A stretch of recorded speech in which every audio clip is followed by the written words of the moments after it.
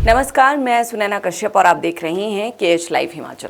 हिमाचल प्रदेश के सिराज विधानसभा क्षेत्र में राजस्व मंत्री जगत सिंह नेगी के दौरे के दौरान हुए विरोध और उसके बाद दर्ज हुई FIR ने राज्य की राजनीति को गरमा दिया है। कॉलेज शिफ्टिंग के फैसले के विरोध में स्थानीय लोगों ने काले झंडे दिखाए, नारे लगाए और कथित तौर पर एक व्यक्ति द्वारा मंत्री पर जूता फेंकने की कोशिश भी की गई। इसके बाद पुलिस ने कुल 57 लोगों पर 3 अलग अलग FIR दर्ज की है, जिनमें से एक व्यक्ति पर भारतीय न्याय संहिता की धाराएं 125, 351 और 352 के तहत मामला दर्ज किया गया है। सरकार का कहना है कि थुनाग स्थित हॉर्टिकल्चर कॉलेज को छात्रों की सुरक्षा को देखते हुए स्थानांतरित किया गया। मंत्री जगत सिंह नेगी के अनुसार बीते वर्ष कॉलेज की मौजूदा जगह पर छात्रों को आपदा के चलते जान बचाकर भागना पड़ा था और इस साल भी ऐसी ही परिस्थितियां बनी। छात्रों और अभिभावकों के आग्रह पर यह निर्णय लिया गया। उनका यह भी कहना है कि कॉलेज शिफ्ट करने का निर्णय केवल उनका नहीं, सरकार का सामूहिक फैसला था। हालांकि स्थानीय जनता का पक्ष अलग है। थुनाग क्षेत्र के व्यापारी और युवा वर्ग इस फैसले से नाखुश है। उनका कहना है कि कॉलेज शिफ्ट होने से स्थानीय व्यापार और पहचान को नुकसान होगा। उनका आरोप है कि सरकार ने यह निर्णय बगैर किसी सार्वजनिक संवाद या सलाह मशवरा के लिया, जिससे स्थानीय लोगों में असंतोष पनपा। विरोध प्रदर्शन को लेकर FIR दर्ज करना खासकर इतनी बड़ी संख्या में लोगों के लोकतांत्रिक अधिकारों को दबाने की कोशिश के रूप में देखा जा रहा है। भाजपा ने इस पूरे घटनाक्रम पर कड़ी प्रतिक्रिया दी है। प्रदेश अध्यक्ष डॉक्टर राजीव बिंदल ने इसे जनता की आवाज को कुचलने की कार्रवाई करार दिया और कहा कि कांग्रेस सरकार आपदा में राहत देने की बजाय FIR की बरसात कर रही है। उन्होंने इसे लोकतंत्र का गला घोटने जैसा बताया और सरकार पर निकम्मापन, करदाताओं पर बोझ बढ़ाने और जन भावनाओं की अनदेखी का आरोप लगाया। मंडी जिला में भारी प्राकृतिक आपदा आई और उस प्राकृतिक आपदा में पूरा प्रदेश सराज की, नाचन की, करसोग की और धर्मपुर की जनता के साथ कंधे से कंधा मिलाकर खड़ा है।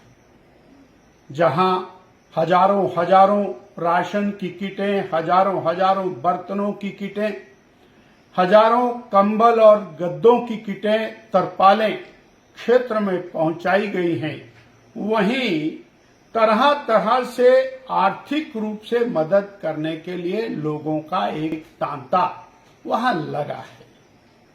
परंतु इसी कड़ी में एक दर्दनाक घटना, एक शर्मनाक घटना वो पिछले कल वहां पर होती है।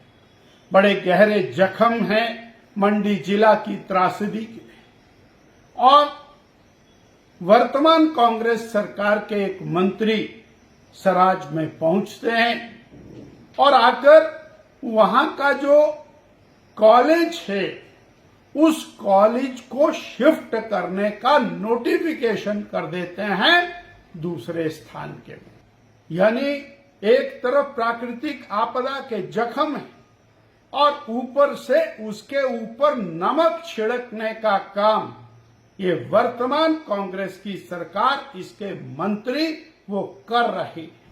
देखिए, इस पूरे मामले में सबसे महत्वपूर्ण सवाल ये है कि क्या विरोध दर्ज कराना अब अपराध की श्रेणी में आ गया है। लोकतंत्र की बुनियाद ही इस सिद्धांत पर टिकी होती है कि जनता को अपनी बात कहने, असहमति जताने और सरकार के फैसलों पर सवाल उठाने का अधिकार है। वहीं विपक्ष को भी ये समझना चाहिए कि वो इस मौके को सिर्फ राजनीतिक लाभ उठाने के रूप में ना देखे, बल्कि उसे ये सुनिश्चित करना चाहिए कि जनता की वास्तविक चिंताएं सरकार तक सही तरीके से पहुंचे।